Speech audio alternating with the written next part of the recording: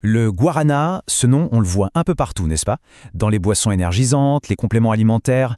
Mais la vraie question, c'est quel est son impact réel sur notre tension artérielle? C'est justement ça qu'on va décrypter aujourd'hui. Alors, stimulant miracle ou risque caché?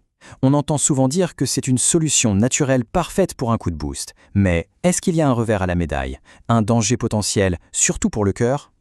Bon, avant d'aller plus loin, revenons à la base. C'est quoi exactement le guarana? D'où nous vient ce fameux secret énergétique de l'Amazonie? Eh bien, le guarana, c'est une plante qui pousse au cœur de l'Amazonie. Ses graines sont super riches en caféine et c'est pour ça qu'on les utilise pour leurs propriétés stimulantes. Ce n'est pas nouveau, hein, ça fait des siècles qu'on l'utilise là-bas pour lutter contre la fatigue, qu'elle soit physique ou mentale.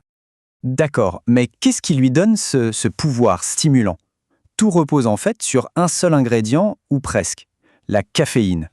Le principe est simple, le guarana agit comme un stimulant naturel direct sur le système nerveux central. C'est la caféine qui fait tout le travail en gros. Et le résultat, on le connaît, un bon coup de fouet, un regain d'énergie et ça peut même aider à améliorer la concentration. Mais là, attention, il y a un point crucial. La concentration en caféine du guarana est souvent bien plus élevée que celle du café qu'on boit tous les jours. On parle parfois de 4 fois plus de caféine que dans les grains de café. C'est énorme. Et c'est justement cette concentration très élevée en caféine qui nous amène au cœur de notre sujet, le fameux débat mythe contre réalité, surtout en ce qui concerne l'hypertension. Alors voilà le dilemme. D'un côté, il y a cette idée, ce mythe qui dit que le guarana améliorerait la circulation sanguine, mais de l'autre côté, il y a la réalité, beaucoup plus pragmatique. Pour une personne qui fait de l'hypertension, le risque d'augmenter sa pression artérielle est bien réel, et c'est ce facteur-là qui doit l'emporter. Ok, mais concrètement, de quel risque parle-t-on? Penchons-nous un peu sur les effets réels, les effets secondaires potentiels. La préoccupation numéro 1, c'est l'augmentation du rythme cardiaque et la hausse de la pression artérielle. C'est quasi mécanique. Et on imagine bien que pour une personne qui souffre déjà d'hypertension, c'est particulièrement préoccupant. Et ce n'est pas tout. D'autres effets secondaires assez courants peuvent apparaître. On parle par exemple de palpitations, de maux de tête, d'un état de nervosité, de troubles du sommeil et même de soucis gastriques ou gastro-intestinaux. Face à ces risques, qui doit donc être particulièrement prudent? Il est clair que certaines personnes sont plus exposées que d'autres. En général, la consommation est déconseillée à plusieurs groupes.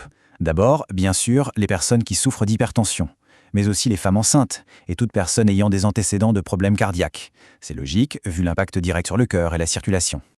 C'est un point important parce qu'on retrouve beaucoup le guarana dans les compléments pour la perte de poids, pour son effet qui stimule le métabolisme. Mais là encore, c'est une utilisation qui est vraiment déconseillée si on souffre d'hypertension. Bon alors pour toutes les personnes qui ne sont pas dans ces catégories à risque, est-ce qu'on peut en consommer sans danger et si oui, comment?